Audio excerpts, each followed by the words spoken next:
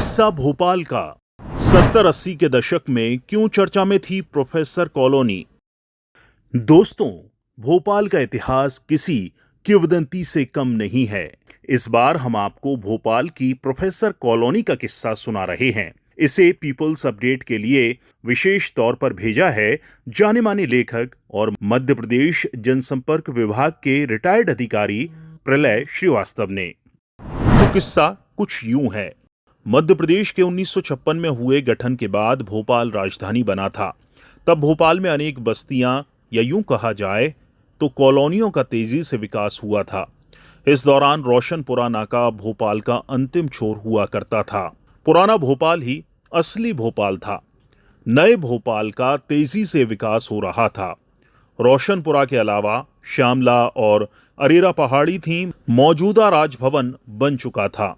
वर्तमान मुख्यमंत्री निवास भी श्यामला हिल पर आकार ले रहा था। इन सब के बीच छोटी झील यानी कि छोटा तालाब अपना सौंदर्य बिखेर रहा था। आज़ादी के बाद सांस्कृतिक गतिविधियों के लिए रविंद्र भवन का निर्माण भी हुआ, जिसका शुभारंभ 1962 में प्रोफेसर हुमायूं कबीर ने किया था। टीचरों के लिए बनाई गई थी प्रोफेसर कॉलोनी। रविंद्र भवन के सामने प्राध्यापकों के लिए प्रोफेसर कॉलोनी बसाहट हुई थी। नाम था प्रोफेसर कॉलोनी, लेकिन यहां अधिकतर आवासों का आवंटन राजनेताओं और पत्रकारों को हुआ था। पत्रकारों की संख्या फिर भी ज्यादा थी, लेकिन प्राध्यापक भी उनके बराबर के निवासी थे। बाद में अनेक राजनेता भी प्रोफेसर कॉलोनी में निवासरत हुए। हालांकि आज इसका स्वरूप बदल चुका है और प्राध्यापकों की जगह अधिकांश आवास विधायकों को आवंटित कर दिए गए हैं। प्रोफेसर कॉलोनी मिंटो हॉल यानी कि पुरानी विधानसभा, बल्लभ भवन और नई विधानसभा के समीप है। इसलिए विधानसभा सचिवालय ने विधायकों के पूल में इस कॉलोनी के मकानों का आरक्षण कर लिया है। पूर्व राष्ट्रपति डॉक्टर शंकर दयाल शर्मा और जया भादुड़ी प्रोफेसर कॉलोनी में रहते थे। प्रलय श्रीवास्तव कहते हैं कि भारत के पूर्व राष्ट्रपति डॉक्टर शंकर दयाल शर्मा और प्रख्यात अभिनेत्री जया भादुड़ी सहित अनेक हस्तियां इस कॉलोनी की निवासी रही हैं। मुझे याद है जब 1970 में हम लोग रविंद्र भवन के सामने प्रोफेसर कॉलोनी के E134/1 में रहते थे, तब यहाँ के मकान काफ़ी आकर्षक और चहल पहल से गूंजा करते थे। प्रोफेसर कॉलोनी सांस्कृतिक, साहित्यिक, राजनीतिक गतिविधियों का केंद्र भी थी, क्योंकि प्रमुख सांस्कृतिक केंद्र रविंद्र भवन प्रोफेसर कॉलोनी के ठीक सामने था। फिर कई पत्रकारों का गढ़ रही प्रोफेसर कॉलोनी। प्रलय श्रीवास्तव कहते हैं कि 1981 से भारत भवन की गतिविधियां प्रारंभ हुईं। कला के इस नए घर का शुभारंभ 13 फरवरी 1981 को तत्कालीन प्रधानमंत्री श्रीमती इंदिरा गांधी ने किया था। तब तक इन सभी केंद्रों के बीच प्रोफेसर कॉलोनी अपने आकर्षण और चर्चा का केंद्र बिंदु बन चुका था। प्रोफेसर कॉलोनी में अनेक वरिष्ठ पत्रकार रहे। इनमें तरुण कुमार भादुड़ी, वीटी जोशी, लेले, स्वरूप राधेश्याम शर्मा, सत्यनारायण श्रीवास्तव, विद्यालंकार सूर्यनारायण शर्मा, राज बहादुर पाठक, राजू संतानम, प्रभा रत्ना जी, महेंद्र कुमार मानव, अरुण पटेल, कैलाश गौर, एन राजन, आनंद शर्मा, राज भारद्वाज, अरविंद भंडारी आदि शामिल थे। कई बड़े लोग भी प्रोफेसर कॉलोनी में रहे। अनेक साहित्यिक विभूतियां भी यहाँ रहती थीं। प्रसिद्ध रंगकर्मी B.V. कारंत भी इसी कॉलोनी में रहे। तत्कालीन विधानसभा स्पीकर गुलशेर अहमद, नरसिंहराव दीक्षित, सीताराव साधव, प्रसिद्ध चिकित्सक डॉक्टर N.P. मिश्रा, सर्व घनश्याम सक्सेना, राम सरन, देवी सरन सहित अन्य नामी ग्रामी हस्तियों के कारण इस कॉलोनी ने भोपाल में अपनी विशिष्ट पहचान स्थापित की थी। सूरमा भोपाली भी इसी कॉलोनी में रहते थे। प्रलय श्रीवास्तव कहते हैं कि 1975 में रिलीज हुई फिल्म शोले के प्रमुख किरदार सूरमा भोपाली को भला कौन भूल सकता है। असलियत में जो सूरमा भोपाली यानी नाहर सिंह थे, वे प्रोफेसर कॉलोनी में ही रहते थे। पट कथा लेखक जावेद अख्तर ने फिल्म में उनके नाम का इस्तेमाल किया था, जिसके बदले में उन्हें 33,000 रुपये मिले थे। वरिष्ठ पत्रकार बाल मुकुंद भारती की धर्मपत्नी प्रख्यात समाज सेविका, राजनेता और उस दौर के हम बच्चों में आंटी के नाम से लोकप्रिय रहीं श्रीमती सबिता वाजपेयी आज भी उसी मकान में रह रही हैं। जो 1967 में उन्हें आवंटित हुआ था। 1970 से 1980 का वह दौर मुझे याद है जब आंटी सविता वाजपेयी जी राजनीति और समाज सेवा के साथ साथ प्रोफेसर कॉलोनी में रहने वाले हम बच्चों के लिए खेल कूद की और नैतिक शिक्षा के लिए रविंद्र भवन के परिसर में राष्ट्रीय सेवा दल के बैनर तले प्रतिदिन गतिविधियों का आयोजन करती थीं।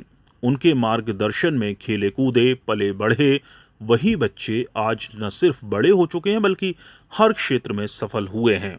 उन बच्चों की प्रगति में आंटी सविता वाजपेयी जी का अहम योगदान रहा है, क्योंकि उनके द्वारा आयोजित सेवा दल में यहाँ उन्हें संस्कारों और आदर्शों की शिक्षा प्राप्त हुई, वहीं खेलकूद से शरीर स्वस्थ भी हुआ। उसी के बल पर हम शिक्षित और अपने अपने क्षेत्र में पारंगत हो सके।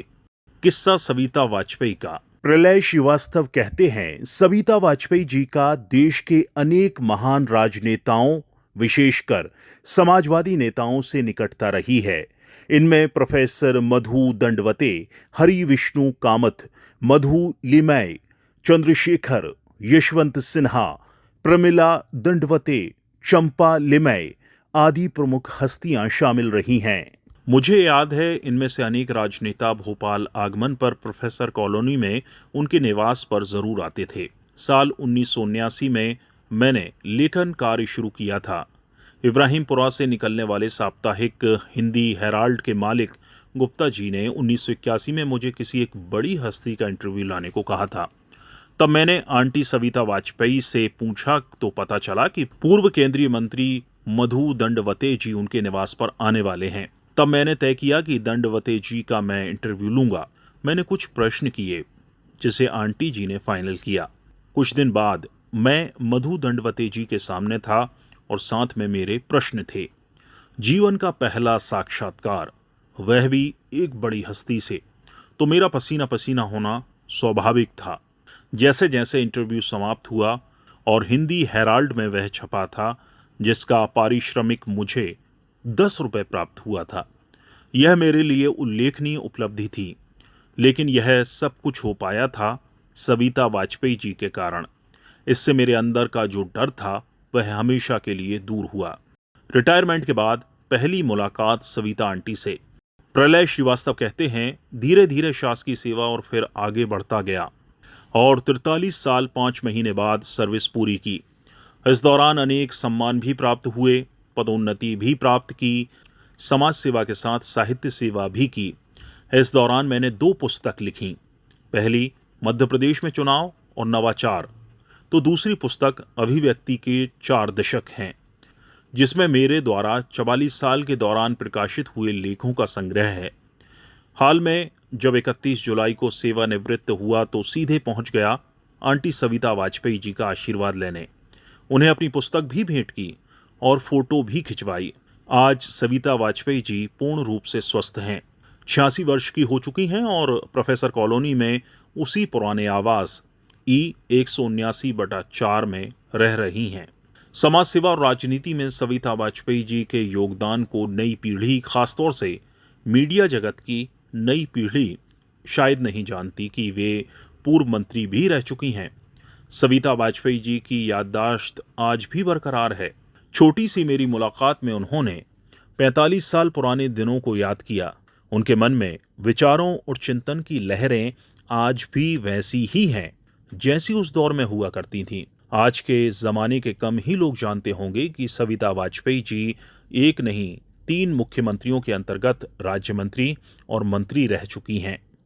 मुझे याद है 1977 से 1980 का वह दौर जब देश में विभिन्न घटकों को मिलाकर जनता पार्टी सरकार स्थापित हुई थी।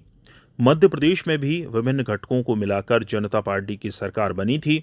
1977 में पहले मुख्यमंत्री बने थे कैलाश जोशी। सोशलिस्ट समाजवादी पार्टी की तरफ से जनता पार्टी में शामिल हुई थी सविता वाजपेयी जी। वे सीहोर से विधायक चुनी गई थीं। उस समय उन्होंने मुख्यमंत्री कैलाश जोशी के मंत्रिमंडल में राज्य मंत्री के रूप में शपथ लेनी थी, लेकिन उन्होंने सरकार में शामिल हुए घटकों के असंतुलन अथवा कहें तो समीकरण को लेकर शपथ लेने से इनकार कर दिया था। तब प्रोफेसर कॉलोनी में सीहोर वासियों और उनके समर्थकों का भारी प्रदर्शन हुआ था। हम बच्चे थे तो छत पर से देखा करते थे। आंटी सविता वाजपेयी के अनुसार तब श्री चंद्रशेखर, जो कि जनता पार्टी के अध्यक्ष थे, ने उन्हें समझाया था कि सविता जी, आप मंत्री पद की शपथ लीजिए, लोग मंत्री बनने के लिए तरसते हैं। चंद्रशेखर की सलाह पर श्रीमती सविता वाजपेयी ने राज्य मंत्री पद की शपथ ली थी। जोशी मंत्रिमंडल में वे लोक निर्माण राज्य मंत्री बनी थीं।